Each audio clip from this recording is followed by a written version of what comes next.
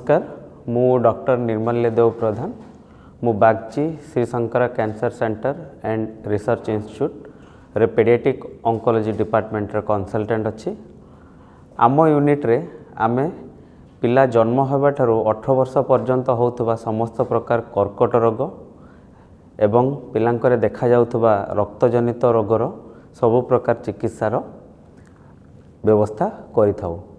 एबे आम सेंटर रे आमे पिला मानकरे देखा जाउथबा सबुठारू साधारणतः जो कैंसर सबुठू अधिका देखा जाए ताहला ल्यूकेमिया ताहार चिकित्सा आरंभ होईछि।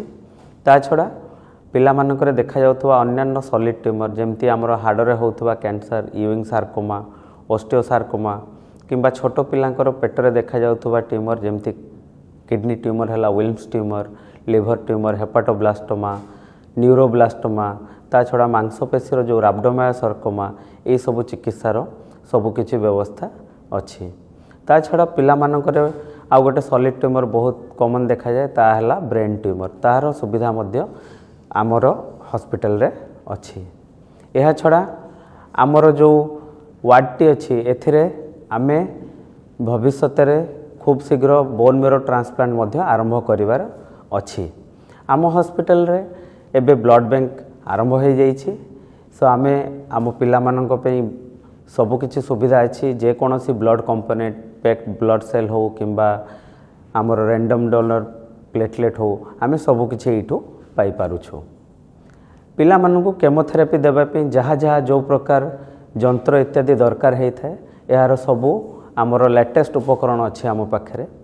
जो पिला माने आमर एठी चिकित्सा होतांती तांको best of the nursing facility अछि तांको पे गोटे सेपरेट वार्ड करा जायछि जो थरे कि केवल आमर पिला मानकर चिकित्सा हेइ थाए।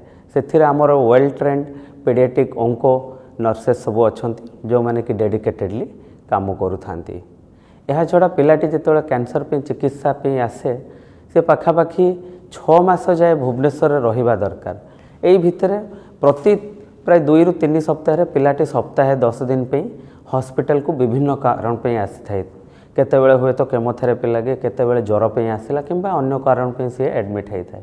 तो ये सप्ताह 10 दिन जाए जो पिला माने एडमिट होती सेतेबेले केवल आमे तांको इंजेक्शन दे कि वार्ड रखरे पिला माने बहुत हैरान हे जांती। सेथि पई हमर गोटे प्ले एरिया अछि एथिरे पिला मानकर एंटरटेनमेंट करिया पे तांकर पाठ पढ़िया पे सब किछि आमे व्यवस्था करिछु। एथिरे आमर केही केही डेडिकेटेड सोशल वर्कर अछंती जो माने कि आसुछंती पिला मानकु प्रति सप्ताह रे 2 दिन 3 दिन लेखा आसिकी तांको संगे किछि समय बिताई थांती केमिति पिला माने जेमिति ए रोगर चिकित्सार कष्ट को भूली कि केमिति गोटे भलो वातावरण रे चिकित्सा पाई परिबे ताहार पे से माने पदक्षेप नउछंती।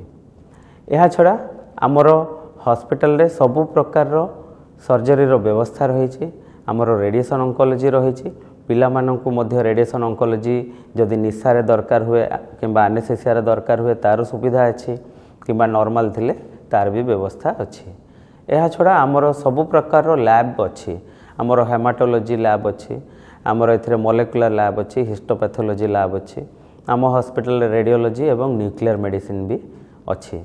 आमे बागची श्री शंकर कैंसर हॉस्पिटल रे जेबेठू शिशु मानक चिकित्सा आरंभ करिछु आमे देखिछु जे केवल ओडिशा किंबा भुवनेश्वर पिला आम पाखे चिकित्सा है नाहंती। आम पाखे पाखापाखी जिला दूर दूरांतर जो आमर कलाहांडी कंधमाल आउ बलांगीर सोनपुर मध्य बरगढ़ मध्य पिला आसी चिकित्सा होइकी जाइछंती।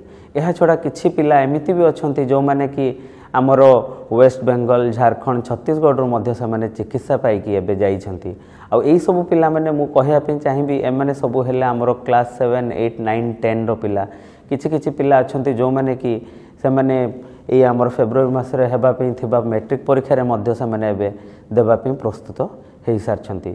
सो आमे मेसेज देबा पे चाहूछु जे बागची श्री शंकर कैंसर हॉस्पिटल रे पिला मानकर कर्कट रोगर चिकित्सा पे सब प्रकार सुविधा उपलब्ध अछि एवं पेडियाट्रिक कैंसर किंबा आमर बाल्य कर्कट रोग भल हवा संभावना बहुत बेसी ताकू ठीक टाइम रे ठीक जगह रे भल भाव चिकित्सा करि पारले आमे मैक्सिमम नंबर ऑफ पिलांकू गोटे भल एवं क्यूरेबल लाइफ दे पारिबा।